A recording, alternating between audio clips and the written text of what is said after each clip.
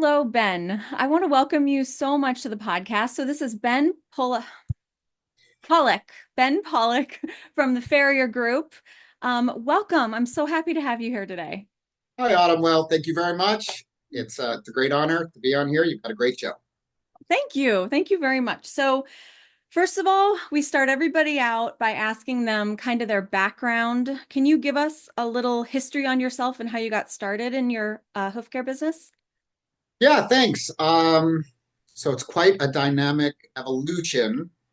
Started out, I'm from Brooklyn, New York. Lots of pigs in Manhattan. My formal background is I was formerly a chef, 6 years of culinary training. Been published a few times. Chef all over the East Coast.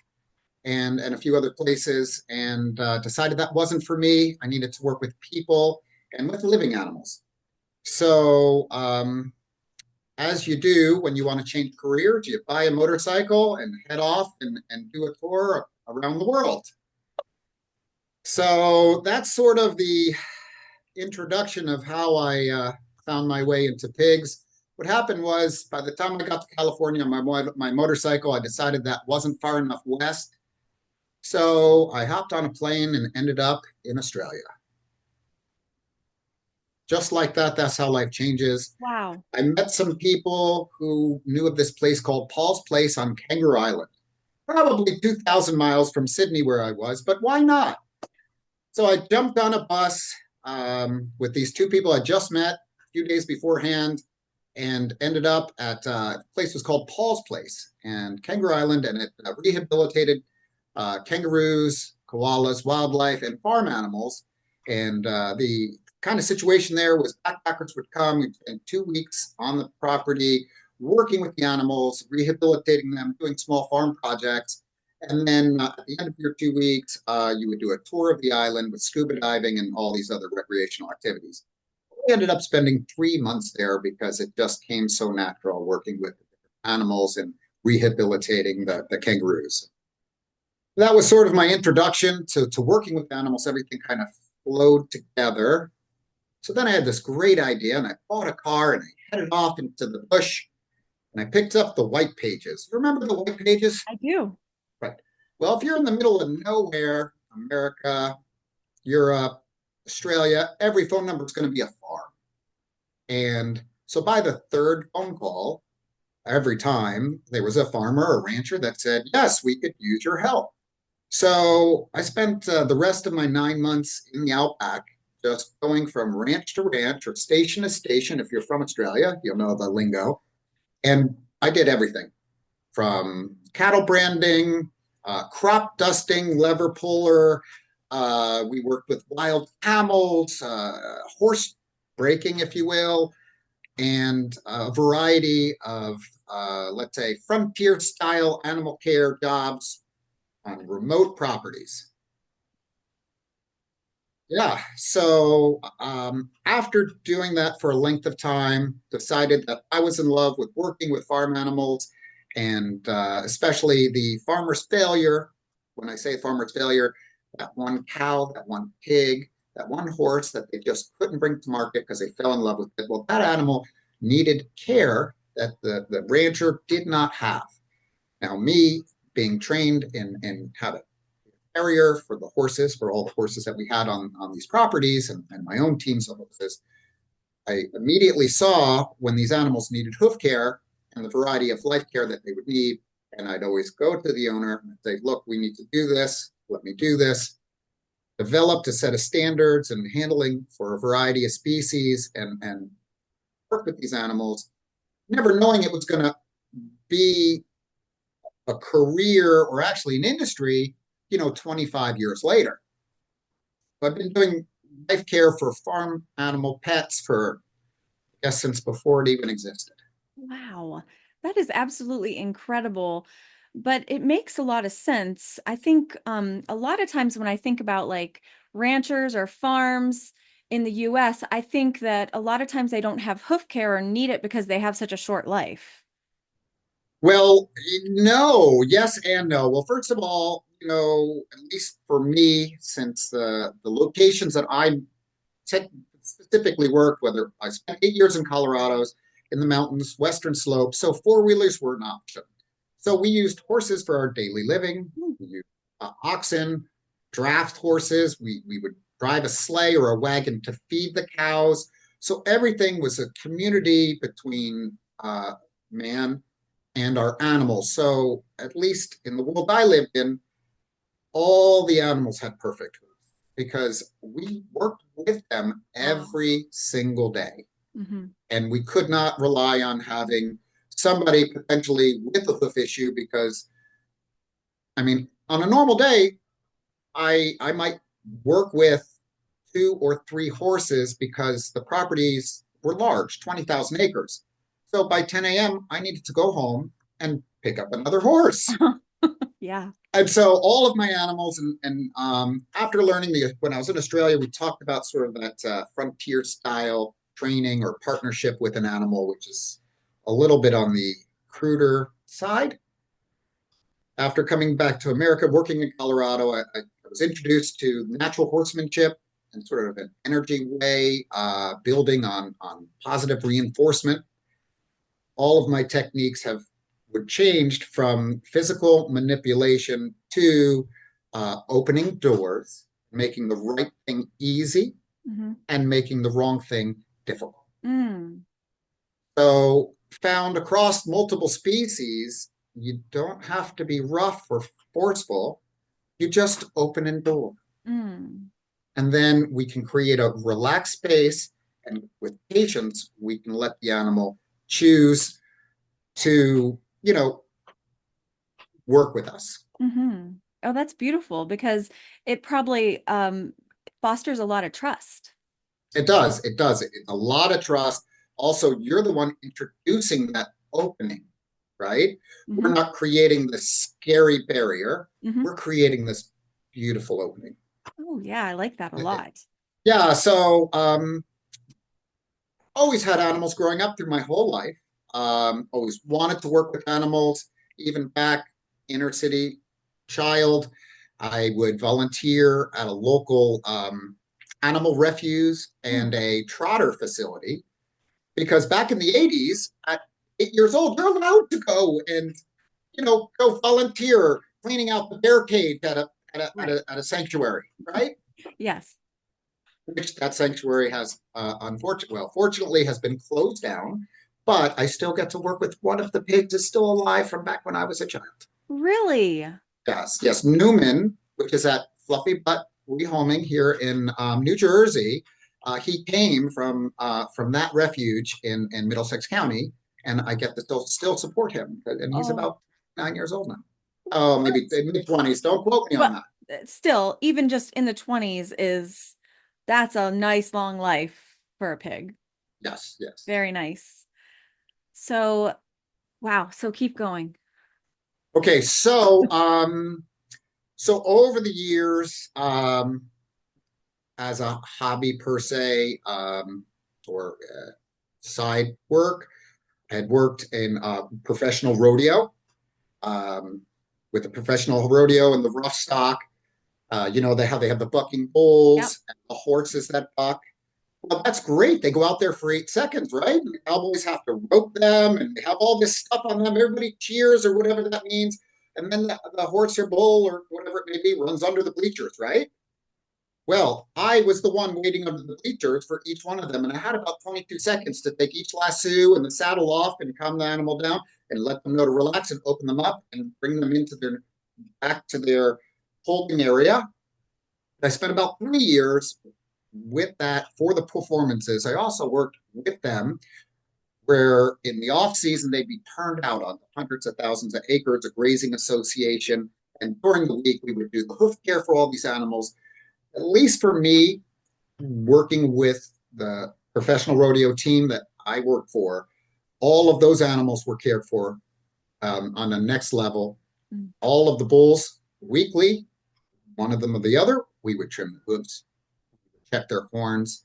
They were fed, fly sprayed. They were kept so well. Mm. And I had my firsthand experience on just how to sort of work with animals that were less than compliant, if you will. Um, and really enjoyed understanding what muscles, when we're working with, even when we're working with pigs, exactly, very similar. How can you read a pig? Are they going to bite you or here? They're going to run away. We're looking at muscle movement, even hair, which way their hair goes, one ear particular. It's very subtle. It might even be a twitch of a hawk. And so just from working with such many, a variety, a number of animals, and the way they communicate with each other has really kind of over worked its way into working with these pigs, where they feel calmer with my presence, just me moving through a group of pigs or approaching a pig, Wow. if That that makes a makes lot, any. it makes perfect sense because I also, one of the things that I do is I work with pigs who have aggressive tendencies and I help basically teach them that they can trust people. So the only way you can do that is by reading their body language. The only way you can be good at it. There is. Not that any of us, if anyone's watching, we have to be very careful. Please don't trust anyone, everyone. These Right. are animals. And so we all have to be careful no matter what we're doing. Um, so that was sort of my introduction into kind of the rawness and working with a variety of species of farm animal per se. Then have worked with hospitality type food ranching and so forth, where everything was education based, whether it be a 1 week stay to learn natural horsemanship, or we took people horseback riding and did herd management or team penning or things like that. If we move forward from there, had the opportunity to move to Texas, where I worked with exotics and super exotics. I was brought to Texas from Colorado to design and develop a equestrian recreational safari park, if you could imagine such a thing. Mm-mm. So they had about 70,000 acres, and I did have to work and kind of, before we high fenced the property, I had to do some evaluation. We had wild pigs on the property. So what I would did was we brought in some of these smaller helicopters, and rather than trap them, after learning their patterns, what we did was we brought helicopters and noisemakers in to kind of get them to leave the property before Mm. we closed the fencing off. Mm. So we did have to trap some, and I've had the rare opportunity to work with wild pigs, and while they were in a trap, to catch them and put tracking devices on them, and even with veterinarians to castrate a large wild pig so we could Mm. re-release them, so we could find the rest of the population, so we know where to bring the helicopter to move the herds off the property. Mm. So very, very specialized, but working with those pigs, lots of them, mind you, in Texas.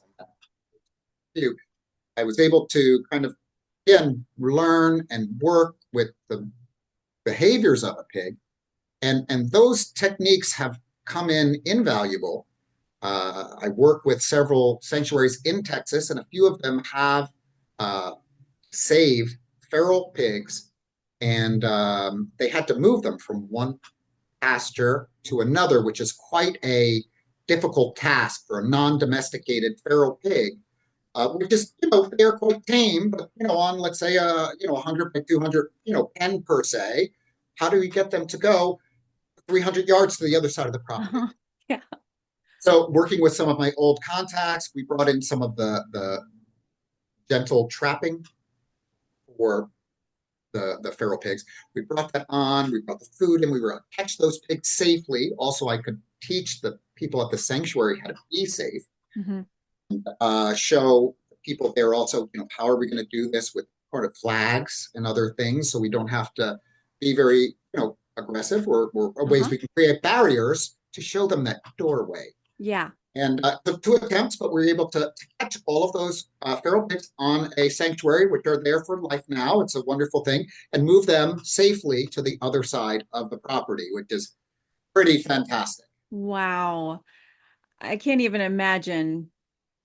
Yeah, so we did that, I guess last fall, but jumping around from there. So after being in Texas for about 8 years, working with over 110 species, um, either on an individual property, and at the time I did a lot of continuing education, became certified at chemical immobilization. So if you've seen any of those safari videos, normally I was the guy hanging out of the helicopter with the tranquilizer gun. If you notice me, I'm not quite a very robust man. And so the smaller the guy is, that's the one that sits in the helicopter and jumps out and catches the wildebeest, right? So that was always my Wow. wonderful. Loved it.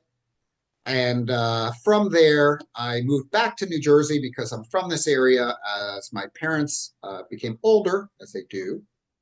And I was hired by Rutgers University in the animal care department in the pre-vet or animal science program.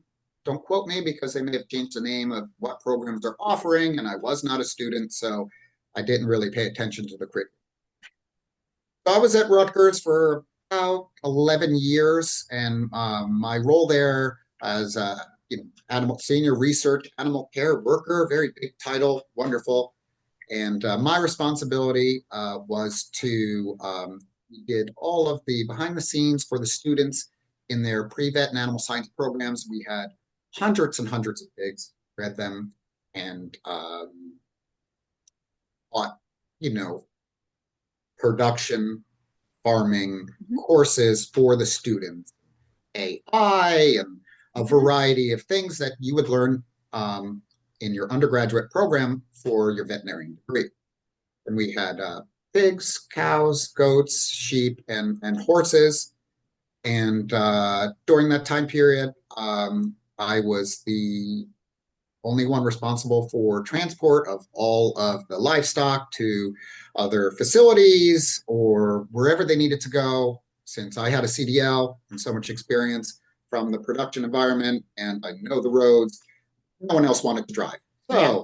So um, we also did a lot of the structure, fixing of the structures and building new habitats, designing alleyways. Some of them were for research, right? We did research where we would build one alleyway with a rounded corner and one with a squared and observation, a lot of observation studies because it was a non-invasive research type Mhm. facility, but it is what it is. Mhm. So spent a lot of time with the pigs because we had hundreds of them and the waters are broken on a regular basis and fences need to be fixed and a variety of things. And so most of the time when my team and I would go in to kind of repair things, I would just go and like the Pied Piper, go and snuggle with the animals and just keep them away from the guys working on the project. That was my responsibility. And they were happy to repair the things, and the pigs were happy to follow me for belly rubs. I love it. That's a great job.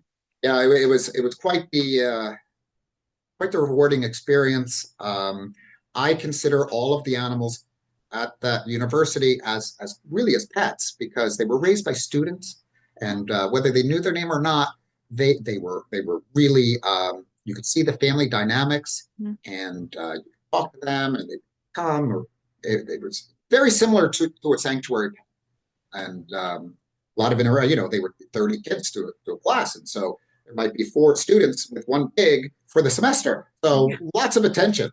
Yeah. I bet they loved that. They did. The great facility, great program, and it was just a unique situation to be able to be in the care department and to provide that extra level of kind of flair that I like to do for these animals. Because prior to me, everyone there went to the university, had very limited life experience other than what they learned there. And then here I come from all of this production background and working with water buffalo and camels and giraffe. And I'm like, oh, the pig's fine. I can just go snuggle right inside. This is the way we talk to him. You can see by his ear. And so it was a great little marriage for me. Yeah. Oh, that's awesome. So you're not still there now. No, I retired from Rutgers University 2 years ago. And so I would have started the Farrier Group and this company sooner. With COVID and the difficulties of purchasing properties, which I'm sure everyone understands, it took me about 2 years longer to purchase a home. And then once I was created my home, corporate headquarters, then I was able to devote my company, my team, my training program for these pigs. And now I couldn't be happier. And we're serving many pigs as I can. I just returned last night about 7 p.m. from an 11-day tour through New England. And we served from individual homes to sanctuaries, from itty bitties to 700-pound farm pigs. And I leave at 4 o'clock in the morning, from 4 o'clock tomorrow morning on a 12-day tour right over to you in Ohio. Oh, wow. So let's talk about your business now. So your business is the Farrier Group. And what ultimately just inspired you to go ahead and just create this business? Great, great question. So thank you. So I've seen a lot of industrial animal care. Use that word very generously. Um, Production farming doesn't have a lot of care in the animal care department, and the standards are very low. And I was not happy with them. And I have, over the course of the last 20 or so years, have seen animal care that I just didn't think was appropriate, and animal handling that wasn't appropriate, and working individually with all of these animals for so many years. And with the safari animals, you're concerned about life care, enrichment, and gentle handling, right? We're not going to muscle a giraffe, right? We're Mhm. not going to muscle a coon. We're not going to do these. Not coon. Sorry, an outback, anything. So I saw that these handling techniques and this approach to working with the pigs works really well. I had been supporting pigs, had a small, did this part time for 10 or 12 private residents in New Jersey while I was at the university. And then I decided to open this up to the public and to show this. It's not so much fully different. There's a lot of people do very similar care, but with the approach that we do, and the priority of support of your pig rather than restraint. And I've seen a lot of restraint, and the pigs don't like restraint. They like support and body contact. So I have a great background in ballroom dancing. I was a competitive ballroom dancer for years. Swing, salsa, hustle, either way, it was just a hobby of mine. And so when I'm working with a pig, I'm creating a frame with my body. It's a rigid frame, but it's Mhm. fluid. So you won't. There's not a whole lot of this. It's we're going to go like this, and we're gonna move our body in such a way that the pig's going to kind of nuzzle into us, and we let them find a position that supports them. And if you'll see in some of my video, a lot of my videos, I'm on my knees Mhm. or I'm kind of smothering a pig. What you're not seeing is when I'm on my knee, I have my leg curled around backwards and my foot tucked underneath either their hip or behind their butt, or if I'm the opposing side, I'll actually use that to support their head and neck. Mm. And so when I have them into that position and they're kind of nestled in, not that they go into a trance, but they feel that partnership. And it's also not a rigid thing. So while I have them, I'm going to pulse my calf. I'm going to twist my toe. I'm going to take deep breaths. I'm going to sync my breath with the pig while they're there. All of these things are very similar to when you're in tune with a horse or when you're working with an animal. It relaxes them. They feel you're communicating with them on a non-structured level. And so being a farrier, which, sorry, we'll go back to there. So I've been a farrier for a very long time. I had a string of 12 or 13 horses of my own. Um, I was shoeing 4 or 5 horses a day, plus my full-time job, plus the 50 horses on the farm. I'm certified in the Dutch method for cows. Prior to modern equipment, we would just lasso them, tie them to a tree, and lasso the other side because there's just no other way to help that Yeah. animal, right? You're on a Right. mountaintop.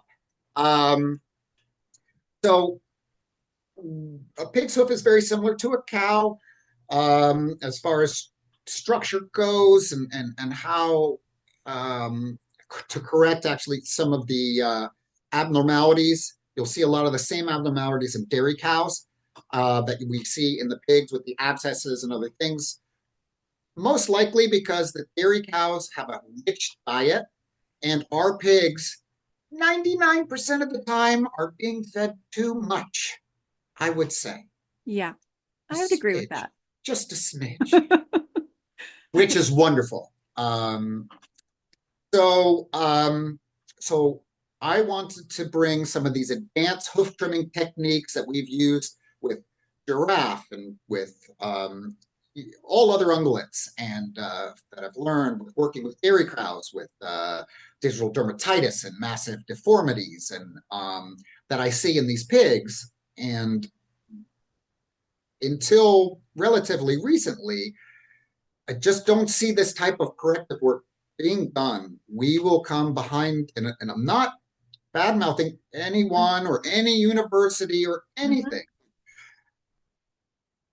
You're not seeing 100 or more pigs a week. You're just not seeing enough hoof conditions to really handle a complex repair. And especially with the larger pigs, when we see some of these overgrown and the deformities, we may end up when we trim all the way down with just a misshapen nub with a hook or a double hook. Mhm. And most people without x-rays or MRIs, even with all those things, they are too afraid to actually grind out the appropriate amount of inner hoof and hoof wall because they're afraid they're going to get too close to that corium. And the challenge is if you don't continue down whatever the defect is, there will be a cavity in there from a Mhm. previous abscess or from where there was a swelling in the corium, which then got reabsorbed. And you really have to uh, understand the layers of the keratin and between there and the corium and then the bone to give a pig a stable walking platform. And I mean, we go from inches to a half an inch on a 700-pound hog. And it's amazing, night and day, that they can just walk Mhm. because they have a stable platform. And Mhm. so that was my goal. So I retired from the university. I started this company, and I've never felt better. I work a lot, and I'm doing my best to keep up. I have a staff of 6 or 7 now. I have a training program, and my goal with the Farrier Group is to create a company with 20 or 25, 30 well-trained individuals for nationwide service where no one will be stuck waiting months for care and with central booking station and whichever one of us needs to come up. If someone gets married, if somebody gets hurt, if somebody needs to take a vacation, this will be a service that is available to everyone in the country, and and that's my goal.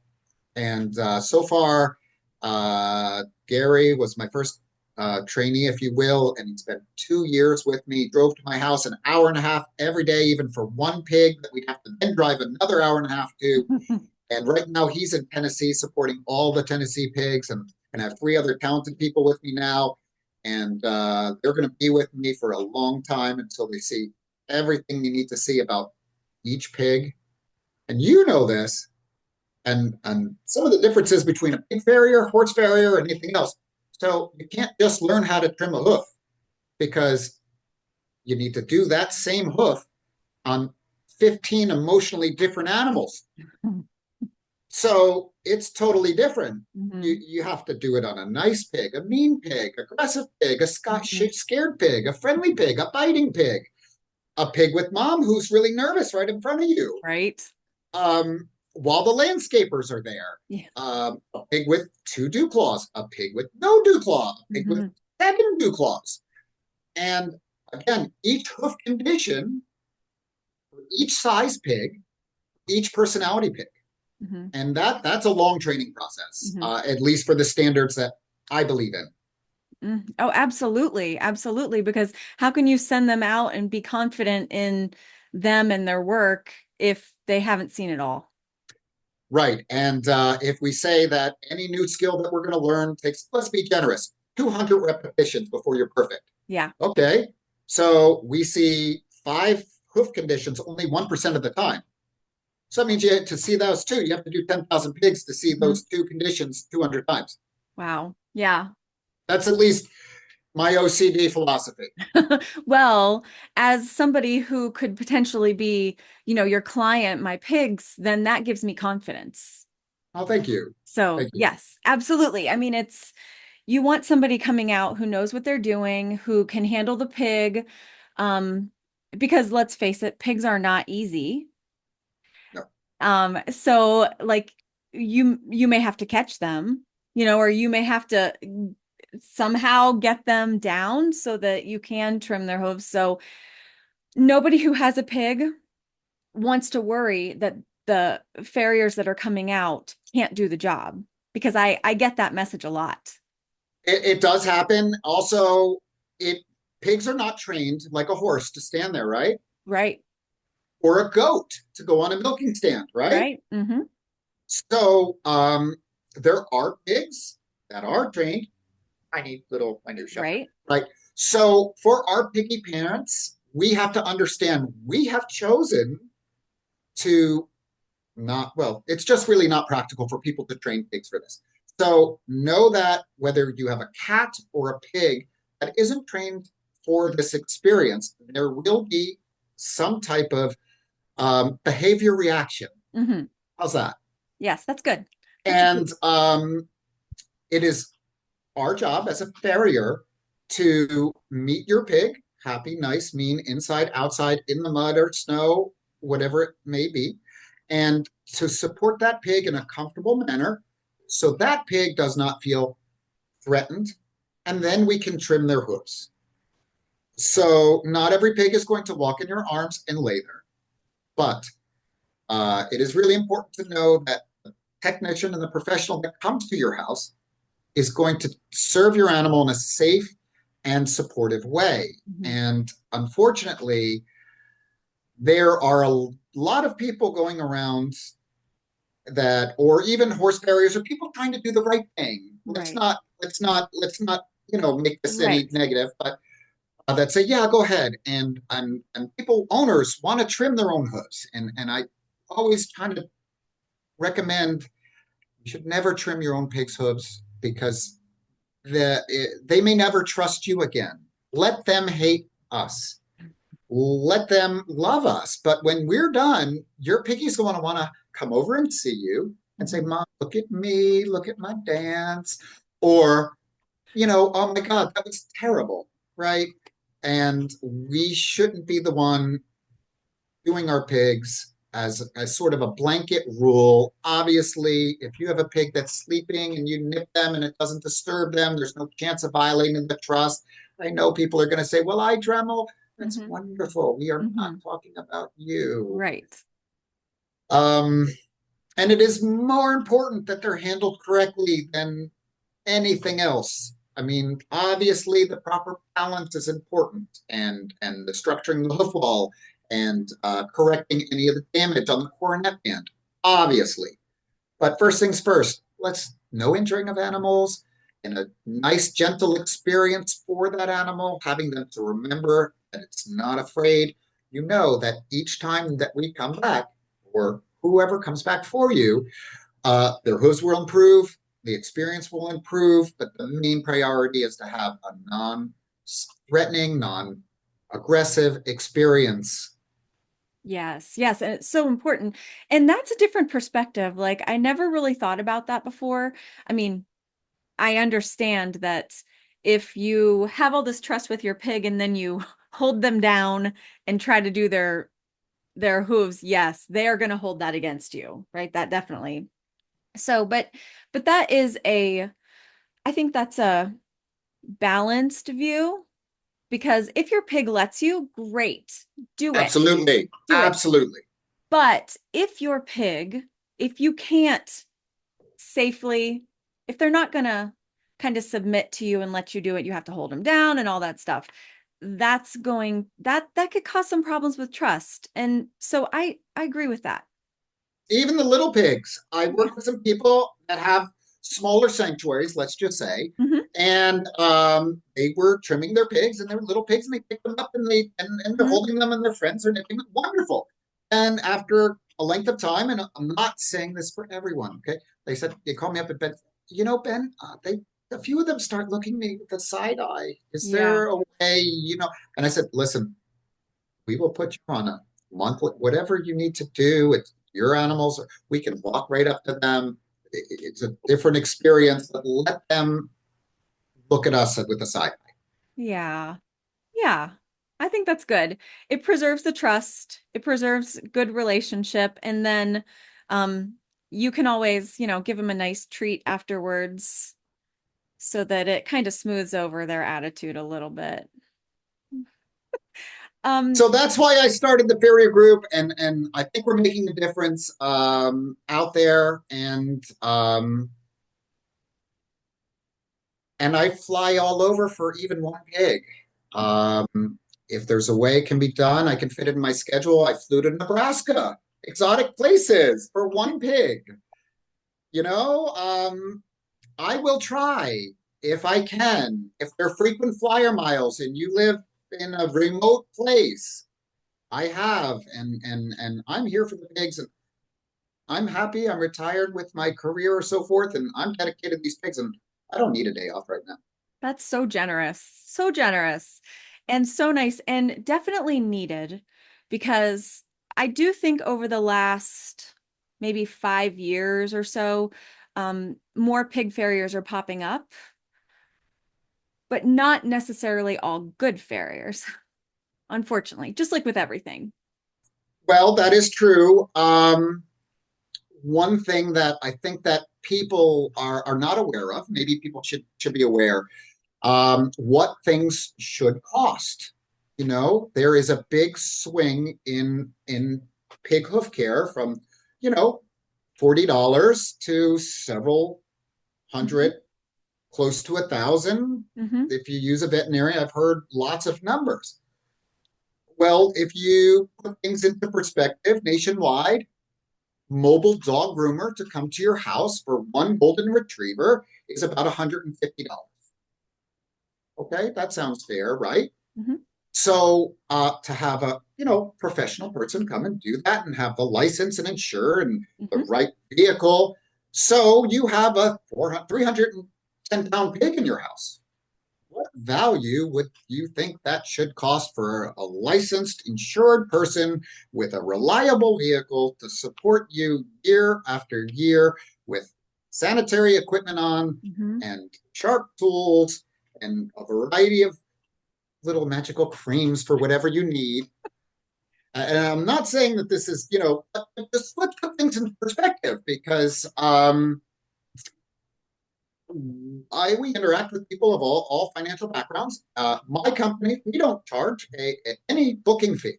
If you cancel, I eat it and I cry about it.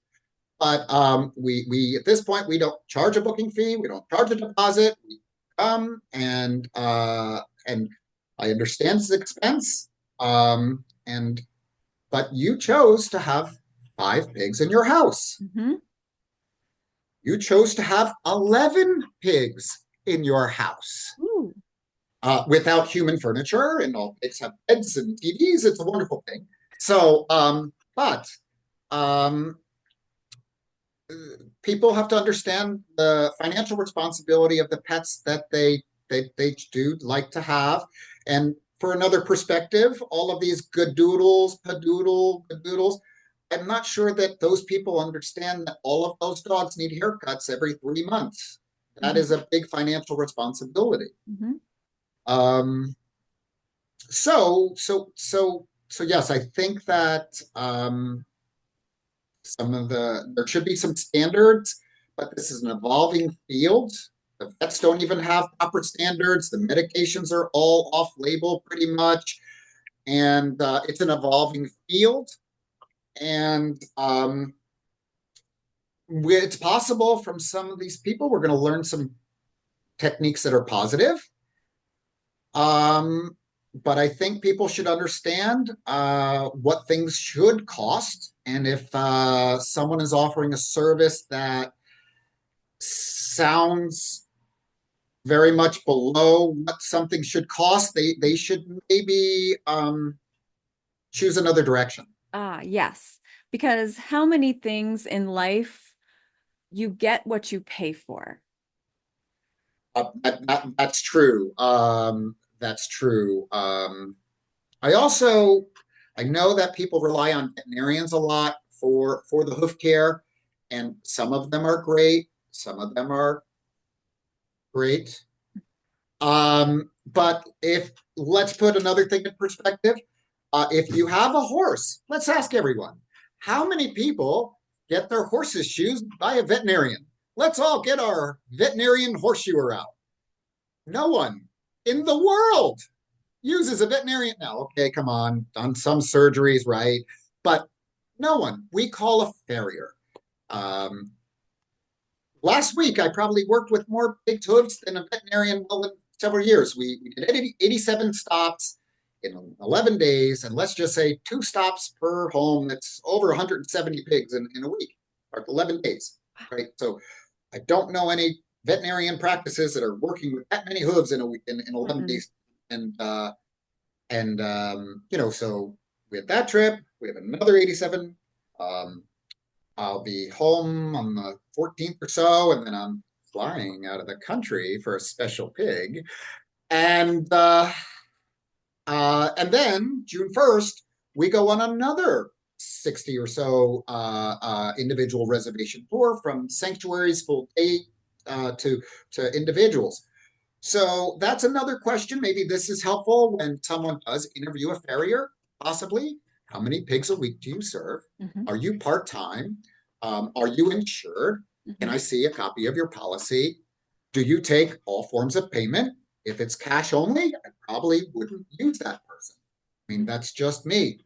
Um, but yeah, I think that part-time pig farrier, unless you're doing it every weekend, could be a problem. This is something you should have your hands on pigs several days a week, if not every day, because just like everything else, I mean, this is a sport. Hmm. It's a dance. I mean, I was a competitive dancer, and if I wasn't dancing 4 nights a week, oh my gosh, they asked me the next week, oh, you're off. Well, yeah, I only could only dance twice. So, Right. it, yeah, so I think maybe that might be helpful. It's sort of ask more questions, Hmm. um, and then make your choices. Yes. And those are great because everybody needs kind of red flags. And if you have a pig for the first time, this is your first time having a farrier out, or you're going to the vet or whatever it is, it's important to know what to look for. And I don't really think that I've ever heard anybody talk about that before. So that was really good. Yeah. I I'm think kind of OCD on certain things, but I'm also a part of my life has been people have brought me to go purchase animals, to evaluate the animals, to interview the farms, to find the farm, to find the animals. So I look at things from a from probably a unique perspective. I'm not sure that any other pig farrier or even horse farrier has spent like 10 years as a cowboy, right? Uh, and then so and during that time period, we would go to livestock auctions. We bought 5,000 head of cattle. We'd bring them in 1,000 at a time. So we'd have to process through the chutes. Yep. Vaccinations, ear tags, Hmm. castrations, parasite removal. 900 that day, Wow. all day, every day. I Hmm. mean, every other day. One day off, it's not off. It was just the next day the trucks would come, unload the cattle. So, I look at things from a very different perspective. We also work differently. People are sometimes a little surprised because we'll do 30 pigs in 2.5 hours. We kind of get a rhythm. Hmm. We move from pig to pig to Wow. pig, pig to pig, and it's just maybe it's just because I came from sort of a we have 1,000 animals to do, Right. and not aggressively, not Right. rushing, Hmm.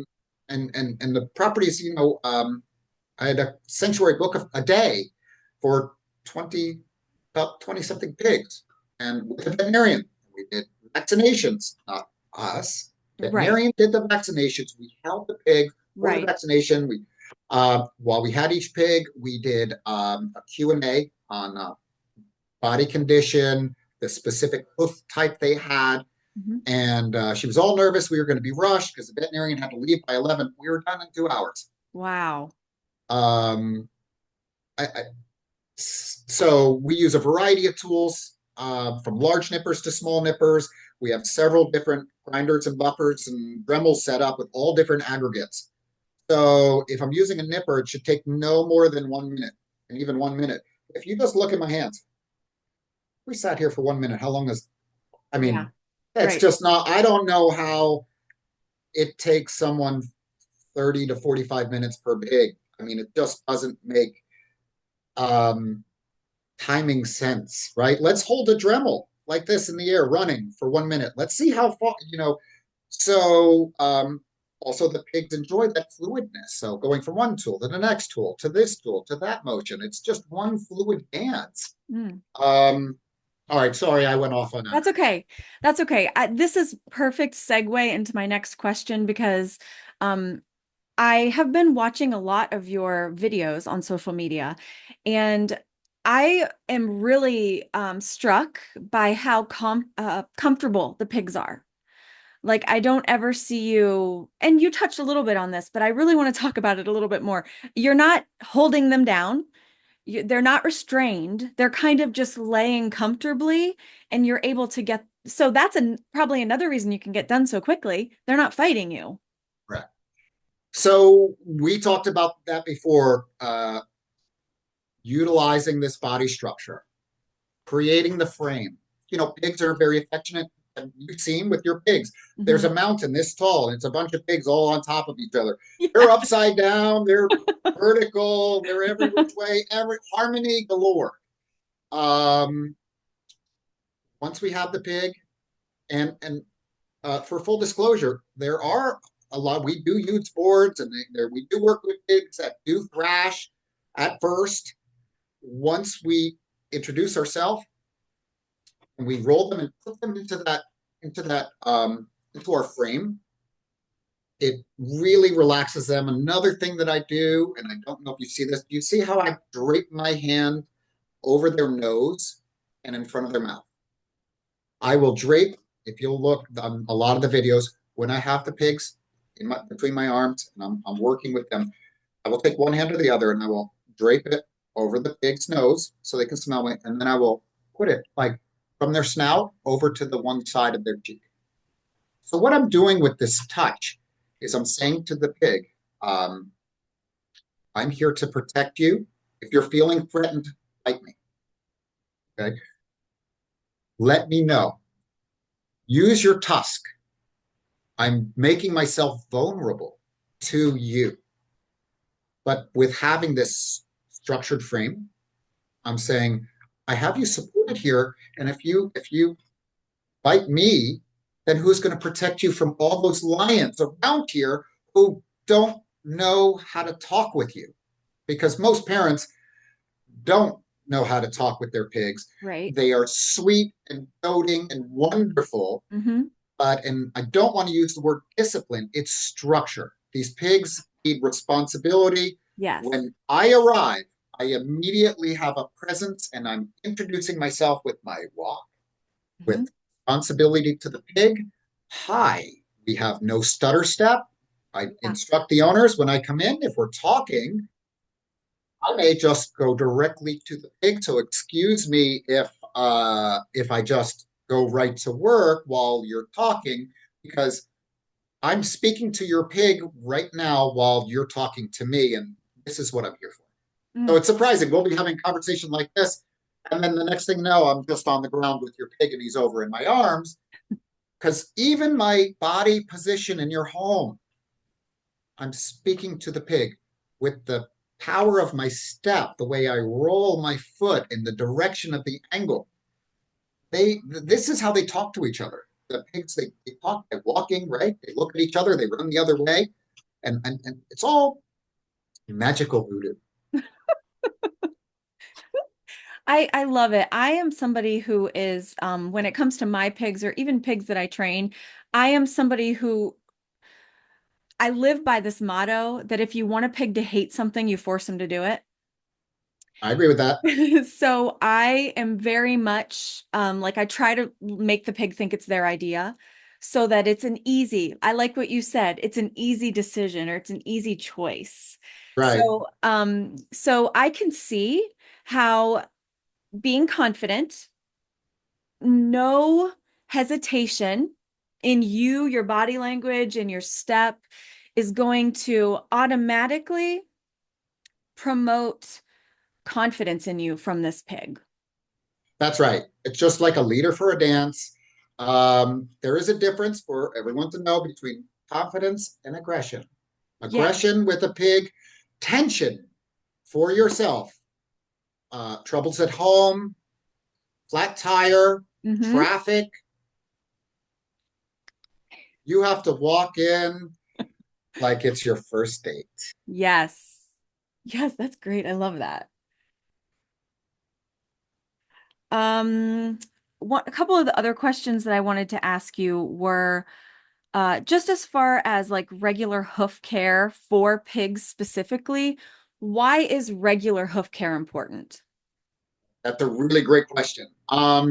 Every hoofed animal, um, even us, with our nails, if we did not trim our nails after 6 months, they would curl over. We wouldn't be able to walk. Hmm. Now, pigs specifically, they fall under, they have a hard hoof. Pigs, horses, cows, goats, anything with a hard hoof, um, they're going to grow at a quarter inch a month, give or take. They might wear it down at an eighth inch a month. But that walking, your walking pad and your hoof needs to be trimmed, or there's just no way for you to walk properly, which will cause pain. Your hip will be out of line, your spine, your organs eventually don't function as well. So even if you do vaccinate, if you don't have your hooves trimmed, they're not going to absorb that vaccination well because their body's in constant pain. Um, Imagine your sneakers. Today you're wearing a size 7. Tomorrow you're wearing a size 8. And the next day you're wearing a size 9. 2 weeks later you're wearing a size 13. And a month later you're wearing a size 25. How would you feel after walking in size, let's be generous, 15 sneaker for a month? Every day, sleeping with them on, getting out of bed with them on.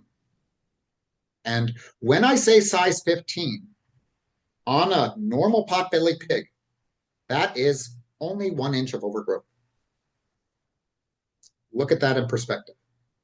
Because their hoof's only an inch, inch and a half long, right? So I'm going to say inch and a half long. So 1 inch of overgrowth is a whole foot size. So if you're a size 7, you're wearing size 14. And it's that simple. Wow, I It's, never thought about it that way. yes. I take hoof care very, very seriously. Again, I had herds of horses that I work together with every day. Obviously, they can't have their hooves trimmed every other week for the pigs, but hoof trimming should be done on a schedule. And I think everybody should pre book for the year and know that Based on the lifestyle of your pig, whether it's indoor or otherwise, smaller pigs need care more frequently than larger pigs. But you can plan it out for the whole year. You don't even have to think about it. November, whatever it may be, because those hooves are going to grow. There is no such thing as I looked down and all of a sudden they shot out. I'm sorry. You think I woke up this morning and my hair was gone? I'm making it a joke, and it's I get wonderful and it. fine. Hmm. But no, your hooves grow at an eighth an inch a month, a quarter inch a month, and they're going to wear down some. And even if you say, Ben, the hooves never were long, well, that's fine. That can be. But what do the soles look like? Right. What does your favorite pair of sneakers look like after walking in them for a month? Is that heel still nice and flat to support you? I don't think so. Hmm. So, at a minimum, I would say 7 months, 6 months. There are rare cases, maybe if you're in an arid climate, once a year when they have a lot of rocks and things like that. But even again, arid climate, they're going to wear their soles even faster. I don't know what's worth, elongated or walking on a pad like so. Hmm. And I don't think there's a real visual way as your pig's walking to kind of see that. Hmm. Just Do you think that there's anything like, do you ever give any kinds of advice to families that they can do to help their pigs' hooves in between visits? I do every day. Oh, it's wonderful. Um, so we always come and look at the house or the barn or wherever they may be, and we may offer suggestions like bringing in some stone dust. Depending on where you're from, it might be called decomposed granite or mill fines. So let's take this to have a hard aggregate area for the piggies to walk on. If it's an indoor pig, we may ask them or inform them for their back decks. They can get tape in rolls, which is like the top of a skateboard. For those of you who don't Oh, skateboard, I see. shingles. I see. Yeah. Um, and so your pig can walk up and down that um, areas.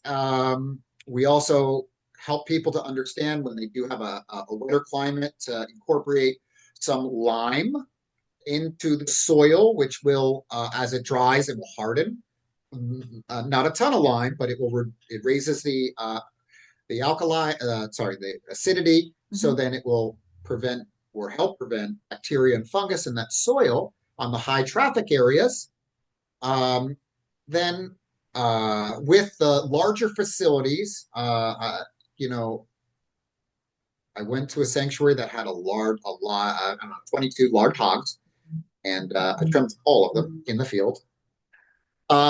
Wonderful. But when I talked to the owner of the facility, I said, you know, this is what we do at universities. We have a large concrete feeding area. And if you had the funders could raise money to build this concrete feeding pad, and I think it ended up to be like 15 by 50 or something like that. So they feed the pigs there every day. Um, those pigs go on there and they run up and down with larger hogs. And the last time I went back, I only had to work with one of their hogs and changes their lives. Hmm. I don't think that would be so effective on our minis or coon coons, but you got an 800-pound pig, it's going to be pretty nice. Yeah. Um, so yes, to answer your question is we never scold our owners. We approach their facilities with suggestions that um are economically viable for each location. Perhaps the I go to a place and it's not the Ritz Carlton. So I may suggest to them, hey, I'm on our way here. I noticed there was construction. They're redoing the sidewalks in your town. Go over there because they just rip up these blocks, 4 foot wide by four Right. foot square. Go over there and go to Home Depot and rent the trailer for the day and go pick them up and put them in your pen. Or I'll suggest to them, hey, next time you're driving around, you see them redoing a sidewalk, go pick up those concrete slabs and bring them home. Booyah! Yes. Yes, concrete is so wonderful for, naturally filing hooves in between It is. It carrier is. visits. It's great. And again, we try to support them. We try to work with creative solutions within their budget. Obviously, I, no monetary value for me. I just want the pigs to be more comfortable. Some pigs grow faster and slower, Mhm. but to have that hard aggregate to run on from time to time makes a big difference. Yeah. And what about diet? Do you ever give any advice about diet? Oh, diet. Yes. Of course we do. Diet is a real fascinating thing, and it goes across all of our animals, and not to mention any company. So we have this feed company that's organic, and this feed company that's Right? not organic, and this feed company that's made in my backyard, and this one made at this mill. They're all wonderful, and they all are great, and they all are terrible. Now, all of the recommendations by this supplement and that powder for their hair and this thing are kind of designed to make you buy more product. We have a non working animal. So, a non working animal, all of them, 1% of their body weight of food to sustain. An active animal might get 2%. Once you get above that, the only thing you're doing is creating obese animals. Hmm. And that goes across all species. So we encourage people. We look at your pig and we talk to them, and they like to show us what they're feeding them. And we will offer advice if we ask them to reduce the quality of feed. When we see fat blindness or bellies on the floor, we will encourage them to offer some ice cubes, their pellet routine, shredded ice. So the pig still thinks they're getting the same volume of Oh, pellets, and we'll suggest maybe getting a foil tray and breaking up bits of lettuce and maybe 4 or 5 peas. I mean, very little. So you break that up into chunks. And this pig thinks, because it's water flavored like lettuce or cucumber, and I want to be clear, not full of cucumbers. We're talking water with a tiny little flake of something. This is all magic for your pig. Um, or if you have a larger pig that likes full ice cubes, we will take an ice cube tray, 2 peas in each ice cube, or 3 pieces of melon, hmm. pea size maximum. So your pig thinks that they're eating, and we can reduce the intake. Um, and so we encourage them with kid gloves, um, and we also tell them to take the cell phone from their pig, so the pig stops calling these food delivery services. We make it very glamorous. We make it Yes. very funny. We try Yes. to, and I love it when the clients come over and say, "Well, look at this scoop," and I say, I think that's great. If you have to go to 1 grain Hmm. because you're only feeding a little scoop, Right. you're going to 1 grain. Right. So it's very my service. I will. This is an intimate service. This is a very working with pigs. This is very intimate. This is you cannot do this as a job. You're working with a 3-year-old, Hmm. and yeah. So best results if your pig is having a weight issue, whatever you're feeding them, cut it in half. Yes. Simple. Yes. If the pig loses 20 pounds in a week, which will happen, then adjust your diet. Hmm. But had great results. We never refuse clients if they don't reduce the weight of their pig. We do inform people when we come for service, when we see their pig, that their pig has a weight issue. There is a potential for aspiration. And when we Hmm. roll them on their back, we may be rolling them back over. Um, we explain to them, even when we do roll them over, their lungs could be damaged. This could cause trauma to the organs. We let them know the risks, because not that it's happened that I know of, but you look at us. I mean, but we have an animal that's normally standing upright with weight is Mhm. hanging to the floor. When you roll that over, all of that weight is now on top of those organs. Mhm. You can damage organs. You can damage their lungs.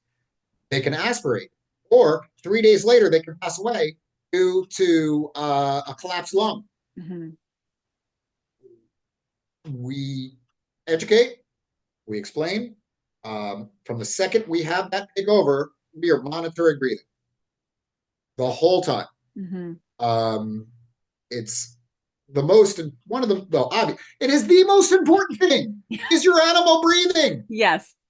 But yeah, so we do work with a lot of obese pigs.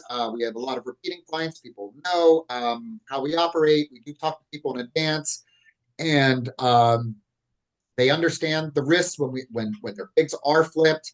And then also, these pigs are not candidates for sedation anyway. Mhm. So if we don't trim their hooves, they're going to die. Right.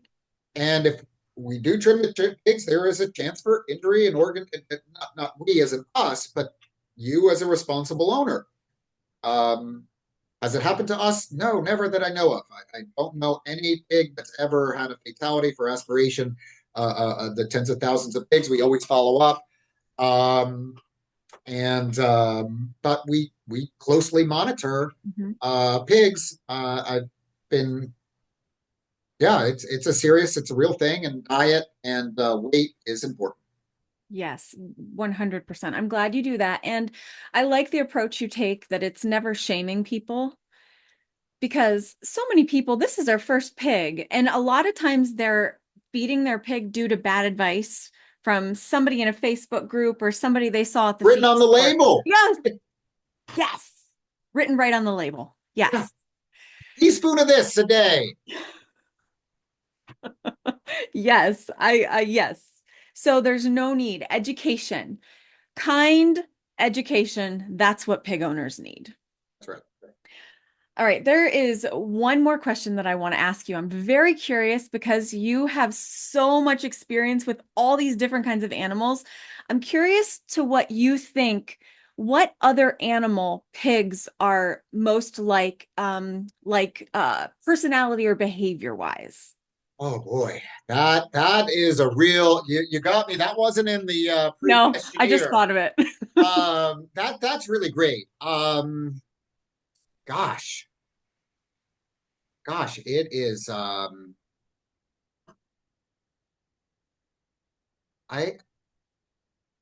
There are very few animals as affectionate as a pig, and there are very few animals as intelligent as a pig. Mm, Um, there's a few cows that can act this way. Definitely not a horse. I'm sorry, you stumped me on okay, this one. that's The okay. pigs are just so unique. I mean, you could say a hippo, but there's no way. They're just so aggressive. There's no way a hippo. I have been around a lot of hippos, and no, I don't think so. Wow. Rhinos are great. At least the ones I've interacted with. I play soccer. They put their arm up. They love their bellies rubbed. But I mean, Amazing. I've only had experience with 10 rhinos, so I don't want to make such a blanket Okay, that's statement. okay. It was just your opinion, so like we're not going to hold you to anything. But from my standpoint, I tend to feel like the animal that for me is the closest is horses due to their flight animals, their prey animals. They live by a hierarchy.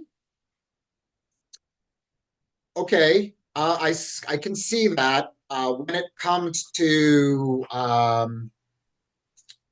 the difference is the pigs are opportunistic omnivores, Yeah. where the horses are not going to attack, where the pigs will go on the offense. Mm-hmm.